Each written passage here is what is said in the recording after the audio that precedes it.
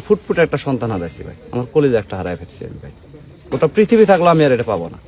এটা কি ধরনের বিচার যে প্রশাসনিক ভাবে যে একটা ইয়া করবো আমি তাতে সন্তুষ্ট। এখন কি ধরনের আমার যে একটা দিব যে আমার বিচার সঠিক যেটা সেটা আমারে দেবে। আমার এখন শুধু দোয়া করা লাগবে ভাই, যে তো আল্লাহ দিছে, আল্লাহ জিনিস নিয়ে গেছে, নিয়ে দেখা ভাই। কিন্তু যার অবহেলার জন্য হয়েছে ভাই, এটা একমাত্র অবহেলা ভাই, এছাড়া আর কিছু নাই। আচ্ছা, কাদের কাদের অবহেলা?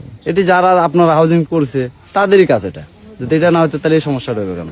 আচ্ছা, তারা যদি একটু বরাত করতো, কিংবা একটা বস্তা দিত, কিংবা একটা কিছু বাইন্দা রাখতো, একটা নিশানা দিত, তাহলে এই সমস্যাটা হইতে হবে। কিচ্ছু তাই নেবে। এই যে একবারে অবহেলা, আপনি এটার ব্যাপারে বিচার চান কিনা? ইনশাল্লাহ আমি চাই ভাই। কি ধরনের বিচার? কি ধরনের বিচার? এটা কি ধরনের বিচার যে প্রশাসনিক ভাবে যে একটা ইয়া করবো আমি তাতে সন্তুষ্ট।